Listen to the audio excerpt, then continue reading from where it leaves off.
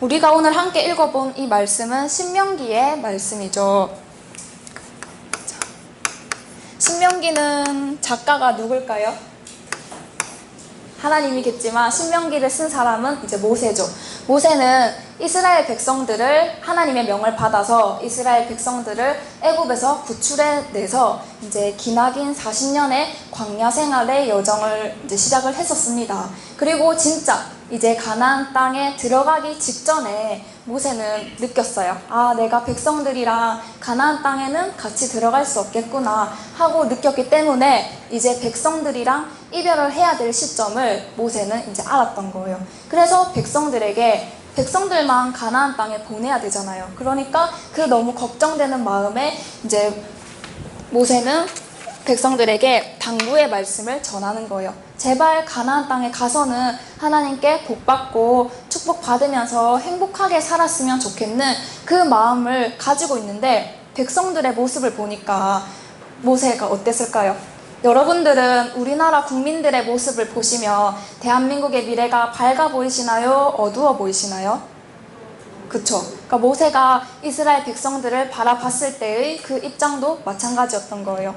이제 여호수아에게 맡겨서 백성들만 가나안 땅에 보내야 되는데 이 백성들의 모습을 보니까 참 걱정이 되는 겁니다. 그래서 그런 정말 이제 헤어져야 하고 그런 아쉬운 마음, 정말 간절한 마음을 담아서 쓴 책이 신명기고, 그래서 여기에서의 신은 뭐 하나님, 뭐 귀신 이런 신을 말하려는 것이 아니라 신신당부하다 할 때의 신이에요. 거듭하다, 되풀이하다의 신이기 때문에 이 신명기라는 책은 백성들에게 정말 신신당부해서 가나안 땅에 가서는 제발 행복하게 살았으면 좋겠다, 하나님 말씀 어기지 말고 꼭 잘 들어서 복받고 사세요 하고 주신 책이 이 신명기라는 책입니다.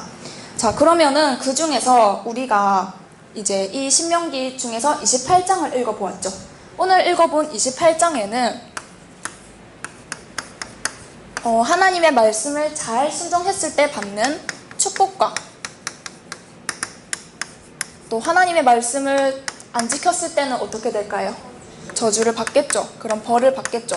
그런 내용이 구성되어 있고, 또 1절에서 14절까지가 순종했을 때 받는 축복들에 대한 이야기가 담겨져 있고, 이제 15절부터 뒤에까지는 이제 저주, 하나님의 말씀에 이제 거역했을 때 받는 저주가 담겨져 있습니다.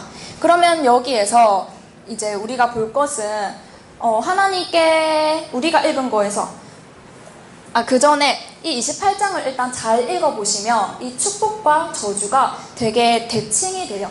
보시면은 뭐 성읍에서도 복을 받고 들에서도 복을 받고 떡반죽 그릇까지 복을 받는다 되어 있는데, 이 15절 이하에도 보면은 성읍에서 벌 받고 들에서도 저주 받고 떡반죽 그릇까지도 저주 받는다 하면서 이 축복과 저주의 내용이 서로 대칭이 되면서 이루어지고 있습니다. 그리고 그 중에서 우리가 읽어본 이 13절과 14절의 내용을 보면 하나님의 말씀을 잘 듣고 지키고 행하면 무슨 복을 준다고 하셨나요? 너로 머리가 되고 꼬리가 되지 않게 하겠다 하고 말씀을 하셨습니다. 자, 어떻게 했을 때 이런 축복을 주신다는 거예요? 네, 순종을 했을 때. 그리고 또 뒤에를 보시면 좌로나 우로나 치우치지 아니하고 다른 신을 따라 섬기지 아니하면 이와 같으리라 라고 하셨던 거예요. 다른 신을 섬기지 말아라. 그러면 내가 이런 축복을 너희에게 주겠다 하고 말씀을 하신 겁니다. 자, 하나님에게 있어서는 누가 더 착하냐, 나쁘냐, 뭐 돈을 많이 버냐, 못 버냐의 기준이 아니라 나만을 바라보느냐 아니면 다른 신을 바라보느냐, 이것이 하나님에게 있어서 가장 중요한 문제인 거예요. 하나님만을 유일신으로 섬기는지 아니면 다른 신도 함께 바라보면서 섬기는지가 하나님에게 있어서는 가장 중요한 문제인 겁니다. 예를 들어서 대한민국 국민이라면 대한민국을 사랑하는지 아니면 다른 나라를 더 사랑하는지를 봐야겠죠. 그 속에서 뭐 돈을 더 많이 벌고 능력이 좋고는 그 속의 문제이고, 일단 전체적인 입장을 봤을 때는 대한민국을 더 사랑하느냐 아니면 대한민국인 국민이 일본을 더 사랑하느냐 이런 문제인 거예요. 또 예를 들자면 부부 관계로 따진다면 결혼한 부부의 입장에서 아내가 남편에게 당신 밖에 나가서 어떤 짓을 해도 좋으니까 집에만 들어오세요 라고 한다면 말이 될까요? 안 되겠죠.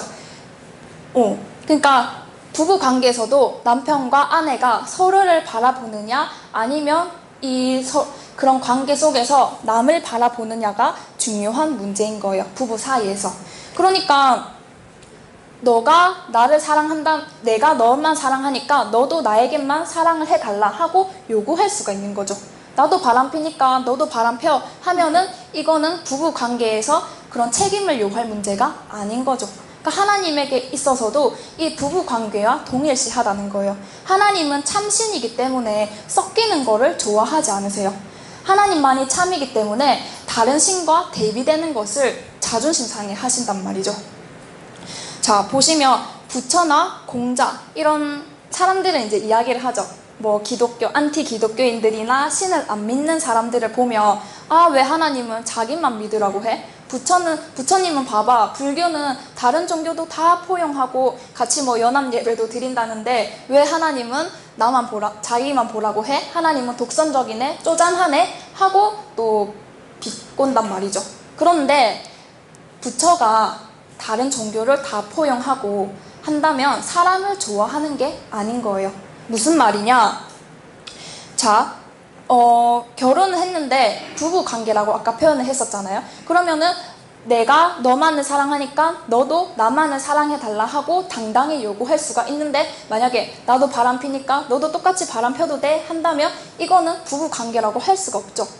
그런 거예요. 그러니까 부처나 공자나 이런 사람들은 그냥 사람들 간의 문제이지만 하나님과의 관계는 차원이 다른 거예요. 하나님에게 있어서는 다른 신을 쫓느냐 아니면 끝까지 나만 쫓느냐의 문제이기 때문에 그냥 생활 속에서 뭐 우리끼리의 조그마한 실수들은 하나님께서 크게 문제 삼지 않는다는 말이에요. 하나님 안에 있느냐 하나님을 떠나려 하느냐가 제일 중요한 문제라는 겁니다. 자, 그렇게 봤을 때 그러면 성경 66권이 전하는 성경 66권에서 요구하는 것은 무엇일까요? 네, 다른 신을 섬기지 아니하고 하나님을 유일신으로 참신으로 섬겨라는 거예요. 하나님은 나를 떠나지만 말아라는 거예요. 하나님 안에서 뭐 제사장으로 나눠지고 뭐 장군으로 백성으로 나눠지는 그런 뭐 우열은 있겠지만 하나님 안에 있는 거잖아요. 그러면 하나님은 하나님의 백성으로 생각하고 그들에게 약속한 축복을 주신다는 겁니다. 예를 들어서 새생명교회의 목자라면은 어떨까요?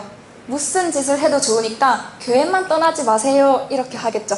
그러니까 이게 무슨 말이냐 하면 교회를 와서 열심히 기도드리고 예배드리고 헌금 바치고 교회 청소하고 온갖 굳은 일은 다 해놓고 목사님 저 다음 주부터 다른 교회 갈게요 한다면은 이때까지 해온 그런 수고 노력들이 뭐가 되냐는 거죠.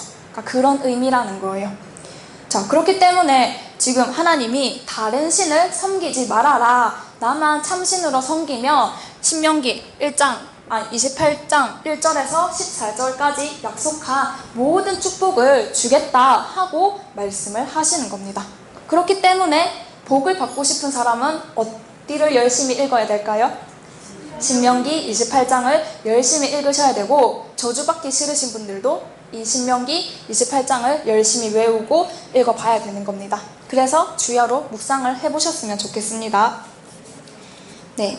자, 보시면 이제 우리가 읽었던 이 13절, 14절의 내용은 하나님께 충성을 하고 하나님을 참신으로 섬기며 너로 머리가 되고 꼬리가 되지 않겠다. 그리고 위에만 있고 아래에 있지 않겠다 하고 말씀을 하셨어요.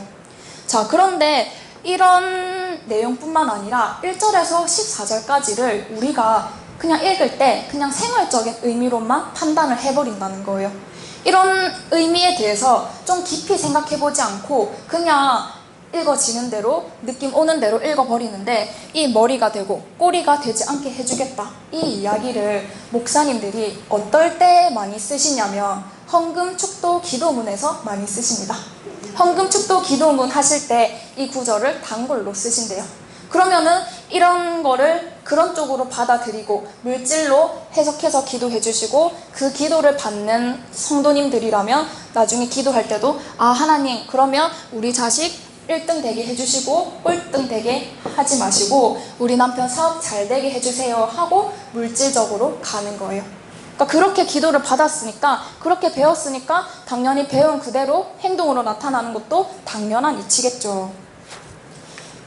자, 그래서 성경에 나오는 용어들 내가 침례라는 단어를 쓰느냐 뭐 세례라는 단어를 쓰느냐에 따라서 그 사람이 어떤 생각을 가지고 있는지 알 수가 있는 거예요. 그 성전을 건물로 보느냐 아니면은 사람으로 보느냐에 따라서 달라지는 거예요. 예를 들어서 보시면 천안함 사건을 아십니다. 여러분들은 천안함 뒤에 뭐를 붙이나요? 천안함 사건에 대해서 뭐 격침이라고 하는 사람도 있고 또 천안함 침몰이라고 말을 하는 사람도 있는 거예요. 내가 어떤 단어를 선택해서 쓰느냐에 따라서 그 단어 쓰는 거를 통해서 그 사람의 사상을 바라볼 수가 있는 겁니다. 격침이라는 말은 누군가가 쏘았다는 거죠. 그러니까 우파의 사람이겠구나. 그러면 침몰이라면 이거는 누가 쏘았는지 몰라. 그냥 쏘았다고 말할 수가 없어. 북한이 쏘았다고도 말을 못해. 하니까 이거는 좌파의 사상이 되는 거예요. 그러니까 우리는 말 한마디를 그냥 머릿속에 떠오르는 대로 말을 하니까 가치가 없는 거예요. 하지만 위의 사람들은 이 단어를 쓸 때는 이런 이유를 가지고 말을 한다는 거예요. 내가 천안함을 격침이라고 표현하느냐 천안함을 침몰되었다라고 표현하느냐에 따라서 아, 이 사람은 좌파구나 이 사람은 우파구나 하고 판단할 수 있는 것처럼 모든 우리가 하는 말들을 가지고 듣는 사람들은 좀 생각이 있는 사람들은 아, 네 생각이 그렇구나 하고 판단을 해버린다는 거예요. 그러니까 이 말 한마디가 너무나도 중요한 거죠. 자, 그러면은 이제 목사님들 중에서 추수감사절을 돈으로 물질로 풀어버리면 어떻게 갈까요?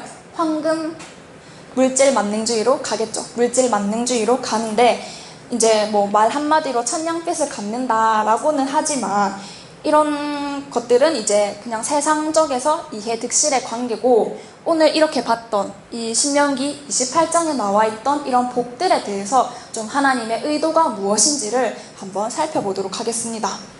우리는 단순히 뭐 1등 되고 꼬리가 되지 않게 해달라 뭐 더 사업 잘 되게 해달라의 의미로 생각하고 있는데 28장 44절로 한번 가보실까요? 신명기 28장 44절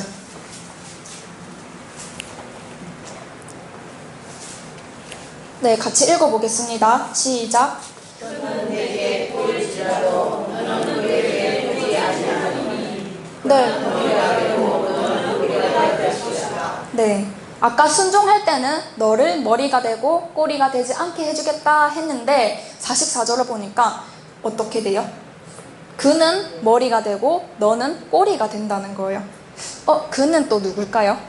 그러니까 생각을 해봐야 된다는 거예요. 우리는 단순히 이런 축복과 저주를 그냥 뭐 사업 잘 되게 공부 잘하게 이런 단순한 의미로 생각해왔는데 저주의 내용으로 넘어가니까 똑같은 말이 또 나오죠. 그러니까 이거를 우리가 그냥 단순하게 해석하고 말면은 안 된다는 거예요.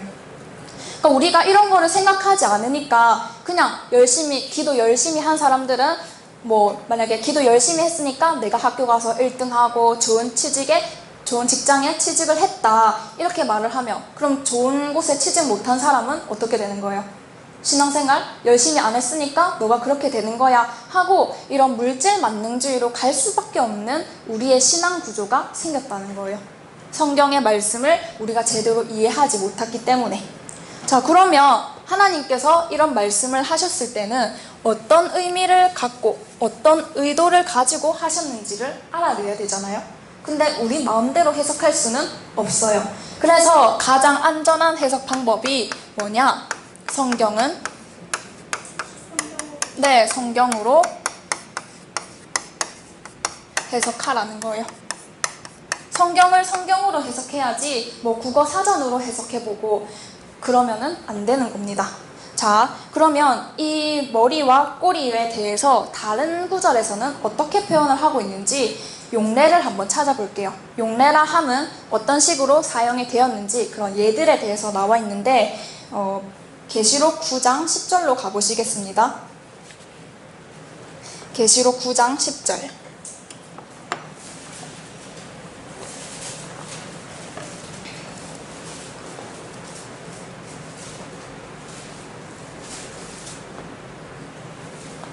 네, 함께 읽어보겠습니다. 시작.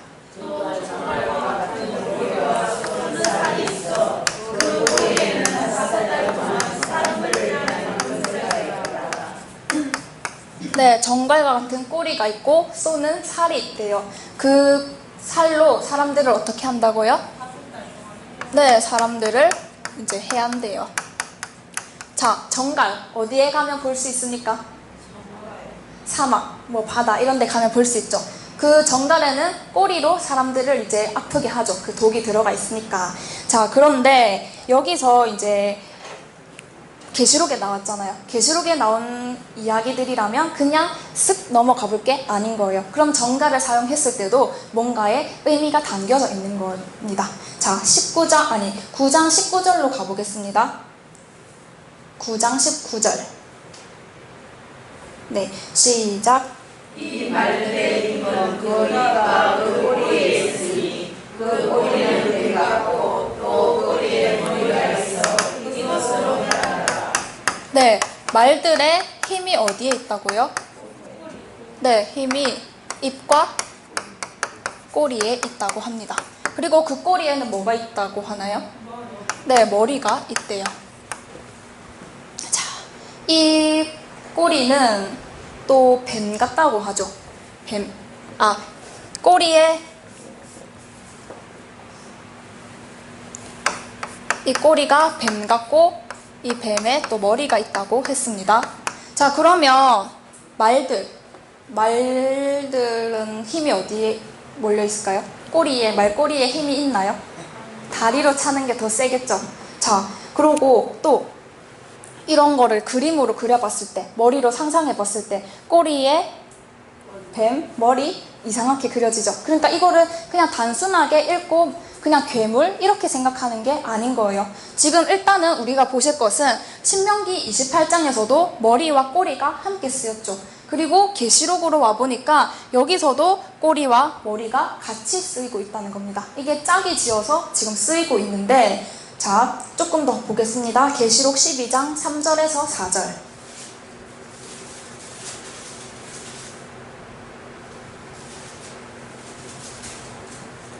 네, 시작. 하늘에도 다른 조직이 보니 보라 한 큰 붉은 용이 있어 머리가 있고 입이 열이라 그 열에는 예쁜 뱀과 있는데 그 꼬리가 하늘을 3분의 1을 들어다가 땅에 던지라. 용이 해산하는 여자 앞에서 그가 해산하면 그 아이를 살리더라 하더니. 네. 자, 용에게 머리가 몇 개 있다고 하죠? 7개가 있고 뿔은 열이래요. 그리고 그 꼬리가 하늘의 별을 3분의 1을 휘어잡아다가 땅에 던진대요. 일단은 여기서도 똑같이 머리와 꼬리가 함께 나오고 있고, 자, 별이 얼마나 멀리 있습니까? 그 하늘에 있는 별을 꼬리로 휘어잡으려면 이 꼬리는 얼마나 길어야 되겠어요? 맞죠? 그러니까 그냥 문자적으로만 읽고 넘어갈 계시록이 아니라는 것은 이제 아실 겁니다. 자, 일단은 성경 속에서는 이렇게 머리와 꼬리가 함께 쓰이고 있어요. 그러니까 신명기 28장에서는 그냥 우리가 단순히 뭐 1등 되고 꼴찌 되게 해주세요 해도 이해가 돼요. 하지만 이거를 그대로 해석을 계시록에 와서 하면은 해석이 되나요? 안 되나요? 안 되죠. 자, 성경의 원리가 뭐라고요? 성경은 성경으로 해석하라. 그냥 단순히 뭐 헬라어가 어떻느니 뭐 히브리어가 어떻느니 하면서 볼 게 아닌 거예요. 한글 성경만 제대로 이해하고 이 성경을 성경으로 해석할 줄만 알면 그런 부수적인 게 필요가 없는 겁니다. 자, 그러면 진짜 이 답을 성경상에서 머리와 꼬리에 답을 줬는지 이사야 19장 15절로 가보겠습니다. 이사야 19장 15절.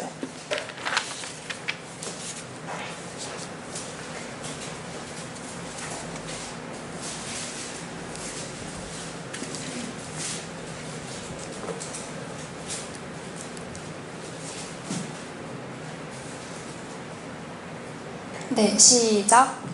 애굽에서 머리나 꼬리나 종려나무 가지나 갈대나 아무 물이 없었으리라. 네, 어디에서 장소가? 애굽에서.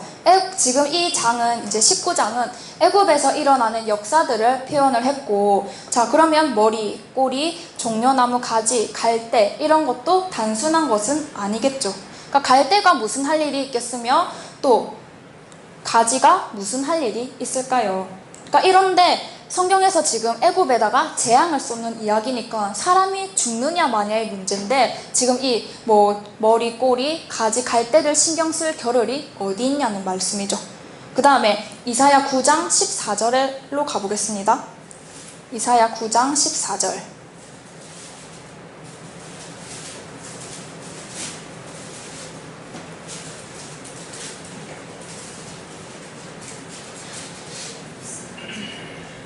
네, 시작. 이러므로 여호와께서 앞사이에 이스라엘 중에서 머리와 꼬리며 종려 가지와 갈대를 끊으시니. 네. 자, 아까는 어디였어요? 애굽이었죠. 지금은요? 이스라엘인 거예요. 똑같이 머리와 꼬리, 종려 가지와 갈대가 똑같이 나오는데 이것을 끊으신대요. 그러면 축복일 것 같아요? 저주일 것 같아요? 저주일 것 같죠? 감이 오시죠? 아까는 애굽에다가 저주를 내리는 거였는데 이제는 이스라엘에 저주가 내려지는 거구나 하고 하실 겁니다. 그리고 그 답이 15절에 나와 있어요. 15절 같이 읽어볼까요? 네, 시작. 머리는 곧 장로와 존귀한 자요 머리는 곧 거짓말을 가르치는 선지자라. 네, 답이 나왔어요. 머리는 장로와 네,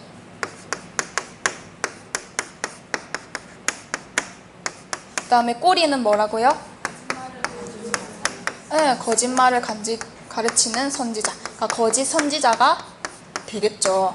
자, 머리와 꼬리에 대한 해석을 하나님께서 해주셨어요? 안 해주셨어요? 해주셨어요. 성경을 찾아보면 이렇게 하나님이 답을 다 주고 있다는 말이에요. 그러니까 우리가 성경을 유심히 이제 읽어봐야 되는데, 자, 그러면 이제 성경에서 머리가 나오면 무엇으로 해석하면 되겠나요? 장로, 존귀한 자로. 꼬리가 나올 때는 거짓 선지자구나 하고 해석을 할 수 있도록 하나님이 방법을 주셨다는 거예요. 그러면 여기 이사야에서는 머리와 꼬리에 대한 답을 이렇게 내려주셨는데 이 답이 신명기에 가서도 통하는지 계시록에 가서도 풀리는지 이 열쇠가 맞다면 이 어떤 자물쇠에 들어가도 풀려야 되잖아요. 그러니까 우리가 확인을 해봐야 되는 겁니다. 만약에 여기서는 이렇게 풀어지는데 신명기에 가서는 안 풀어지면은 안 되겠죠. 네, 그러니까 하나님은 신명기의 하나님, 계시록의 하나님 똑같은 분이실 거 아니에요. 근데 여기서는 이만 하고 저기서는 저만 하셨을까요? 네, 그러니까 우리가 그게 진짜 확실한지를 검증을 해봐야 되는 거예요. 수학을 풀 때도 검사를 해야 내 답이 틀렸는지 맞았는지 확인할 수가 있듯이 우리가 이 성경을 통해서 답을 받지만 이것이 다 풀어지는지를 확인을 해보는 작업을 우리가 거쳐야 된다는 겁니다. 자, 그러면 이제 이 머리는 장로와 존귀한 자, 꼬리는 거짓 선지자라는 이 해석을 가지고 이제 계시록으로 다시 가보겠습니다. 아까 계시록 9장에서 정갈과 같은 꼬리가 쏘는 살이 있어서 사람들을 5달 동안 해야 한다고 했습니다. 자, 꼬리는 아까 뭐라고요? 거짓 선지자. 그러면 정갈과 같은 꼬리인 거짓 선지자가 있다는 말이에요. 자, 정갈과 같은 꼬리인 거짓 선지자가 있는데, 자, 정갈은 무엇으로 사람들을 해야 합니까? 꼬리에 있는 도구로 해야죠. 그러면 정갈과 같은 꼬리인 거짓 선지자들은 무엇으로 사람들을 아프게 할까요? 말로. 거짓된 가르침으로 사람들의 영을 갈취해버리는 거예요. 그러니까 우리가 이거를 보면은 이제 거짓말을 믿게 만들면 이 사람의 영이 죽어버린다는 거예요. 세상에서도 보이스피싱 당해서 고통받는 사람, 뭐 다단계에 빠져서 뭐 고생하는 사람들이 많은데, 신앙적으로도 이 거짓 선지자를 잘못 만나서 신앙적으로 고생하는 사람들이 너무 많은 거예요. 근데 우리는 또 거짓 선지자 하면은 어떤 곳만 생각이 나요? 이단이라고 불리시하는 뭐 신천지나 JMS나 뭐 여호와의 증인, 이런 이단이라고 부르는 곳만 거짓 선지자겠구나 하고 머릿속에 생각이 드는데, 그게 다가 아니라는 겁니다. 그러니까 성경을 잘못 가르치는 사람들은 모두 거짓 선지자예요. 그렇게 본다면 우리 주변에도 거짓 선지자 잘못 만나서 힘들게 고생하는 사람들을 많이 보셨을 겁니다. 자, 교회를 다니고 성당을 다니고 절을 다니는 이유가 뭐예요? 천국 가려고, 극락 가려고, 그런 좋은 세상에 우리가 죽어서 좋은 내세를 위해서 다닌다면은, 다니려고 종교를 믿는데, 종교에 가가지고 이런 거짓 선지자들에게 내 영혼이 갈취당하는 사례가 너무나도 많은 거예요. 그러니까 그 갈취당하는 수단이 뭐냐? 그 입에서 나오는 이 거짓말로 이 사람의 영혼을 죽여버리는 거예요. 그런데 사람들은, 교인들은 이런 거를 구분할 능력이 없는 거예요. 그러니까 보이스피싱 전화가 와도 이게 사기꾼의 전화인지 아니면 진짜 은행에서 온 전화인가 보다 하고 구분할 수가 없으니까 누르라는 대로 다 눌러서 돈 다 날리죠. 그러니까 그런 것처럼 이런 종교를 믿는 우리도 목사님의 말씀을, 뭐 스님의 말씀을, 이런 말씀들을 우리가 분간을 해야 되는데 이런 능력이 우리에게 없다는 거예요. 그러니까 맨날 속고 당하는 수밖에 없는 겁니다. 자, 그러니까 공부는 누가 더 열심히 해야 될까요? 이 성경 공부에 대해서는 성도님들이. 우리는 목사님들이 우리한테 가르쳐주니까 목사님이 더 열심히 해야지 하는데 천만의 말씀인 거예요. 우리는 돈을 내면서 교회를 다녀요. 성도님들은, 교인들은 돈을 내면서 교회를 다닙니다. 먹고 살려고 다니는 건가요? 아니죠. 그런데 목사님들은, 이런 종교 지도자들은 돈을 벌기 위한 수단으로도 종교를 가르칠 수도 있는 거예요. 물론 순수하게 목회를 하시는 분들도 있지만 돈 벌어먹는 수단으로, 밥 벌어먹는 수단으로 하시는 분들도 있다는 말입니다. 그러면은 이렇게 돈을 벌기 위해서 목회를 한다면은 뭐 진리든 아니든 상관이 없어요. 하지만 성도님들은 어때요? 내가 헌금 바쳐가면서 천국 가려고 교회를 다니는 이게 그냥 단순히 먹고 살려고 다니는 거냐는 말이죠. 그렇기 때문에 진짜 공부를 제대로 해야 될 사람이 어떤 분들인 거예요? 네, 믿는 우리 성도님들인 거예요. 자, 조금 더 봅시다. 계시록 9장 19절에는 뭐라고 했었어요? 말들의 힘은 입과 꼬리에 있다고 했습니다. 그리고 그 꼬리는 뱀 같고 이 꼬리에 머리가 달려져 있대요.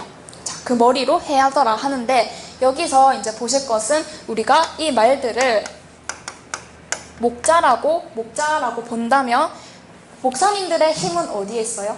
삐까뻔쩍한 양복에 있어요? 아니죠. 그 말씀에 있죠. 믿습니까? 하면 아멘 하고 대답해야 되는 그 말에 힘이 있단 말이에요. 그러면 말들의 힘이 입에 있다는 거는 이해가 되시죠? 그리고 또 말들에게 힘은 입과 그 꼬리에 있다고 했습니다. 자, 말들이 아까 목자들이라면 지금 들이면 복수잖아요. 그러니까 목사님들 세계에, 이 목자들의 세계에 꼬리가 아까 뭐라고요? 거짓 선지자. 그러니까 이 목사님들 세계에도 또 리더가 있는 거예요. 종교 그런 회를 보면은 그런 리더자들 중에서도 또 그거를 대표하는 리더자가 있듯이 이 말들, 목사님들 중에서도 그 진짜 막강한 파워는 이 꼬리, 거짓 선지자들이 갖고 있다는 거예요. 그러면 우리는 교회를 다니니까 무조건 하나님의 종이겠거니와 생각을 했는데, 성경을 보면 다 하나님의 종이 아니라는 거예요. 하나님의 종도 있고 또 거짓 선지자 같은 사람들도 있는 거예요. 자, 이런 꼬리가 거짓 선지자니까 그 꼬리가 뱀 같아야 하는 거는 당연한 거겠죠. 뱀은 어디서 나왔습니까? 제일 처음에, 성경 제일 처음에 아담과 하와를 꼬였던 그 뱀. 그리고 또 예수님 때의 그 예수님이 서기관과 바리새인들에게 야, 이 독사들아, 뱀들아, 이렇게 말씀을 하셨죠. 그러니까 그때의 그 뱀인 거예요. 그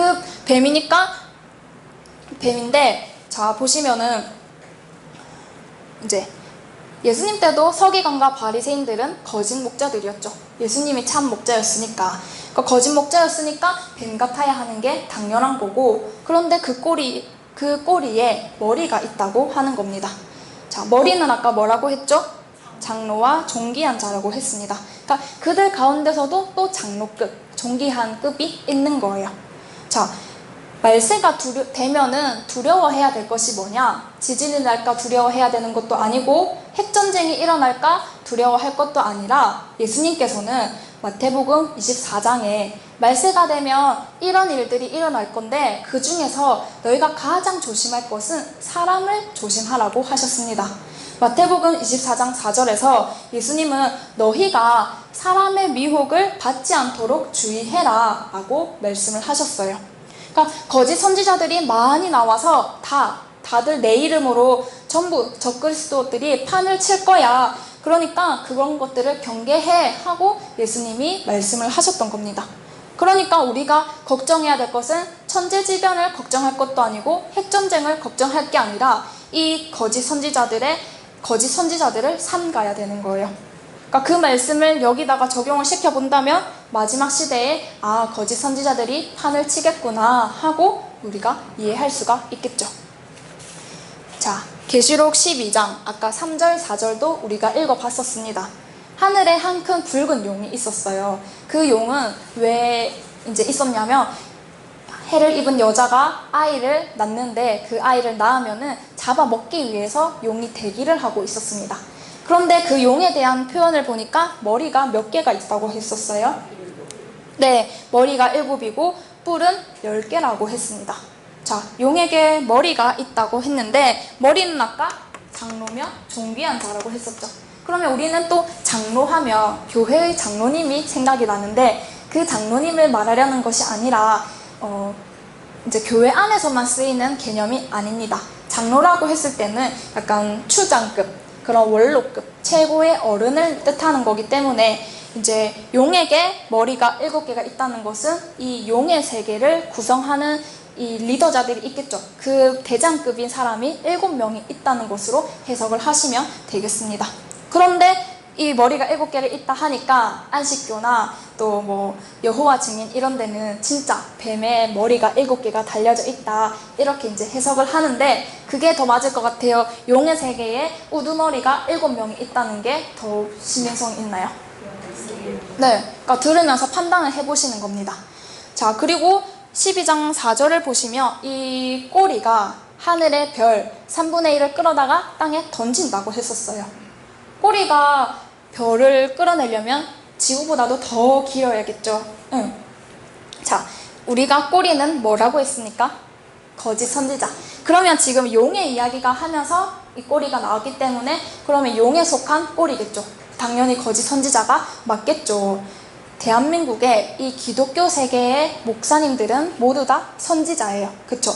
그런데 문제는 하나님 쪽의 선지자였으면 좋겠는데 성경을 보니까 용의 선지자도 있다는 거예요. 하나님의 선지자만 있다면 우리가 걱정할 필요가 없죠.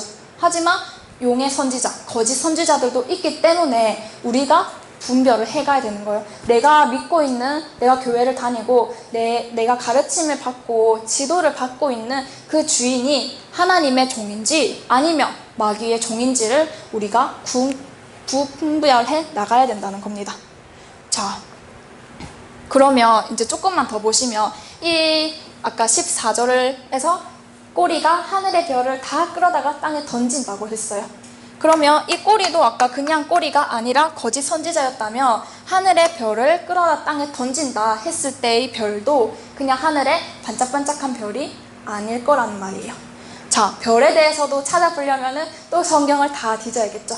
그러니까 이렇게 성경을 공부할 게 너무나도 많고 이런 궁금증이 생기면은 성경은 성경으로 해석하라고 했던 이 방법을 그대로 찾아서 따라가시면 되는 겁니다. 자, 별은 해달별 했을 때 어디서 제일 처음 나왔었어요? 해달별의 이야기. 창세기에서 누가 꿈을 꿨어요? 네, 요셉의 꿈에서 나왔죠. 요셉이 꿈을 꿨는데 아버지 해, 어머니 달, 그리고 11별들이 자기에게 절을 하더라 하는 이야기를 다들 들어보셨을 겁니다. 그래서 거기에서의 별은 요셉의 가족이었죠. 야곱의 가족을 표현하는 거였고, 결국 야곱의 가족들, 야곱의 아들 12아들이 이스라엘의 12지파를 구성하게 되었죠. 그러니까 구약에서는 해달별이라고 했을 때는 이제 이스라엘 백성들을 뜻하는 거였지만, 이게 이제 신약적인 의미로 넘어오면서 하나님을 믿는 백성들로 범위가 더 넓어졌었어요. 자, 그러면 아까 꼬리가 하늘별 3분의 1을 끌어다가 땅에 던진다고 했죠. 그러면 그 별이라고 했을 때 이 별은 하나님을 믿는 백성들인 거예요. 왜 하나님을 믿는 백성들이 별이냐, 해달별이냐? 우리 보고 세상에 나가서 빛과 빛이 되어라고, 세상을 밝히는 존재로 일을 해라고 하나님이 백성들을 해달별로 칭했던 거예요. 그런데 이 별들을 지금 거짓 선지자들이 다 채워가지고 우리 교인들을 다 휘감아가지고 땅으로, 지옥 백성으로 타락시켜 버린다 라고 한다면은 말이 되겠죠. 자, 그러면 신명기로 다시 돌아가시면 아까 머리가 되고 꼬리가 되지 않게 하겠다라고 하셨을 때 이 머리를 여전히 1등과 꼴찌로 해석하면은 안 되겠죠.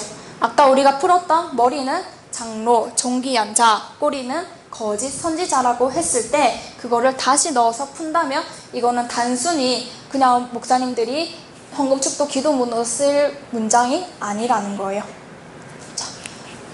물론 하나님의 그 뜻을 온전히 알고 목사님께서도 이 구절을 그 뜻을 헤아려 가지고 가르쳐 주시고 기도를 하신다면 백성들도 한 뜻으로 받아들이고 알아가겠지만, 알아가면 좋은데 이거를 그냥 우리 아들 1등 되게 해주고 우리 남편 사업 잘 되게 해주시고 하는 물질적인 기도로는 끝날 게 아닌 겁니다. 그렇게 되면 말씀을 위조하는 거예요.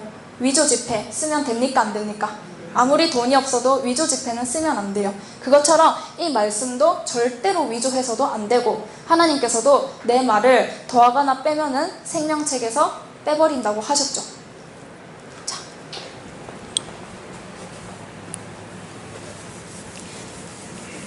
자, 신명기 28장 우리가 오늘 읽어본 이게 그러면은 하나님의 축복인 거잖아요.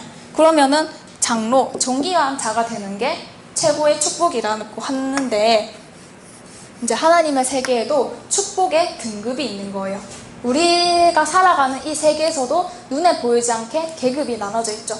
뭐 연봉으로 또는 뭐 아파트 평수로 이런 계급이 나눠집니다. 그렇다면 하나님에게 있어서의 가장 큰 축복은 뭐냐는 거죠. 어떤 걸까요? 연봉 1억짜리, 뭐 연봉 10억짜리 이런 거를 받는 게 하나님 나라에서 제일 큰 축복일까요? 하나님 나라에서의 제일 1등은 하나님과 가장 가까이 있는 사람. 어떤 사람들?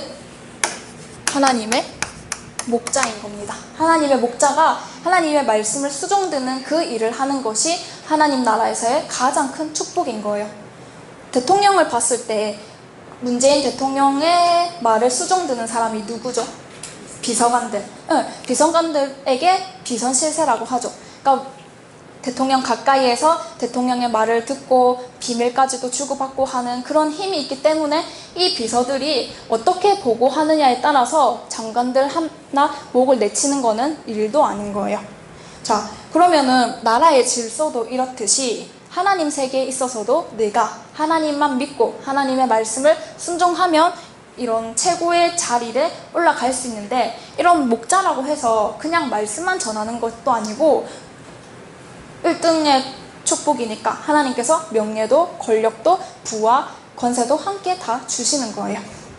그런 하나님과 가장 가까이 있는 존재가 되고 싶습니까? 하나님과 한 집에 살고 싶으세요? 맨날 하나님이 전도하러 가나 쳐다보고 늦잠 자고 싶은데 늦잠도 못 잘 텐데요. 화장실 나오는 거 다 보고 눈 비비고 일어나는 거 다 보고, 그러니까 뭔가 불편할 것 같죠. 그러니까 우리 내 신앙의 생활이 얼마나 하나님과의 격이 같아져야 하나님과 불편하지 않게 살 수 있겠냐는 거죠. 결혼을 해도 평생 남으로 살다가 부부로 맞춰서 사는 것도 피곤한 일이잖아요. 그 속에서의 싸움도 일어나듯이 평생 세상에 젖어 있던 우리가 하나님과 거룩하신 하나님과 같이 살려면 이것도 얼마나 쉽지 않은 일이겠어요. 자, 그런데 이 하나님과 가장 가까이 살 수 있으려면 내 체질을 천사의 체질로, 천사의 그런 리듬으로 변화시켜야 되겠습니다. 그러니까 축복의 거리는 하나님과의 거리인 거예요. 대통령도 제일 가까운 사람에게 비밀도 많이 전해주고 정보도 많이 전해주듯이 하나님도 뭐 대통령의 비서들을 보면 아이고 쉴 새 없이 부르니까 피곤하겠네 라고 보는 사람도 있지만 그거 안 하려고 비서 안 하는 사람들은 없습니다. 왜냐? 비서를 함으로써 장관을 함으로써 따라오는 그런 딸려오는 축복들이 많으니까요. 그런 것처럼 우리도 이 하나님의 축복이 실감이 안 나서 그렇지 가까이 하기는 너무 먼 당신 이렇게 하듯이 그렇긴 하지만 하나님과 제일 가까이 사는 것이 하나님에게 있어서의 가장 큰 축복이 되는 것입니다. 그러니까 그 자리가 어떤 자리라고요? 목자의 자리. 그러니까 연봉 1억, 연봉 1200짜리가 잘려서 슬플까요? 연봉 1억짜리가 잘리는 게 더 슬플까요? 누가 더 충격을 세게 받을까요? 1억짜리. 왜냐? 연봉 1200을 버는 사람들은 잘려도 또 비슷한 레벨의 직장들이 있어요. 그러니까 그래도 좀 희망은 있는데 1억짜리가 잘려버리면 그 수준에 또 하려면은 얼마나 힘들겠습니까? 그러니까 그런 충격이 훨씬 더 크겠죠. 자, 그런 것처럼 이 최고의 자리에 있다가 떨어지는 이 타락도 얼마나 큰 충격이겠냐는 거죠. 그럼 하나님 나라에서의 제일 큰 축복은 목자의 자리라면 하나님 나라에서 가장 저주의 자리는 이 거짓 선지자의 자리가 되는 것입니다.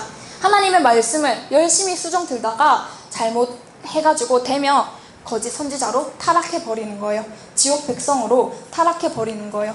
그래서 아까 28장 44절에서 그가 머리가 되고 너가 꼬리가 된다고 하셨단 말이죠. 제3자가 네 자리를 빼앗는다는 거예요. 근데 이거를 좀 성경을 깊이 공부하고 싶으신 분들은 이 머리와 꼬리의 관계를 계시록에 나오는 아이와 두 증인으로 한번 놓고 묵상을 한번 해보세요. 그렇게 하면은 진짜 이 신명기 28장의 내용이 단순히 하나님 말씀 잘 들어서 축복받고 하나님 말씀 안 들어서 벌받는 그런 내용이 아니라 또 이것도 재림에 관한, 말세에 관한 그런 예언이 담긴 이야기라는 겁니다. 네, 그러니까 28장을 정말 잘 읽어보세요. 복과 저주가 아주 대칭적으로 나와 있습니다. 우리는 복 받고 싶잖아요. 교회를 열심히 다니고 하나님 열심히 믿는 만큼의 나에게도 이득이 떨어져야죠.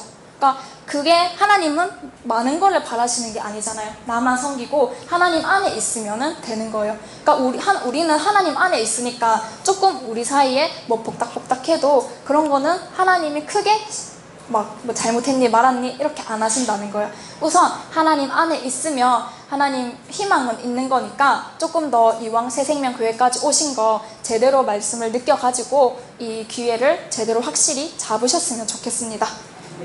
열심히 정말 하나님은 복을 주고 싶어 하시는 분이에요. 근데 우리도 복을 받고 싶어는 하잖아요. 그렇지만 하나님이 주시는 복의 스케일하고 우리가 바라는 것하고는 또 포인트가 안 맞으니까 하나님께서 주고 싶어도 못 주는 거고 또 저도 감당을 못할까봐 하나님이 걱정하셔서 못 주는 겁니다. 그러니까 우리가 하나님의 복을 마음껏 누려받을 수 있도록 훨씬 더 장성한 자가 되어서 정말 복 받으면서 사는 저와 여러분들이 되었으면 좋겠습니다. 네. 찬송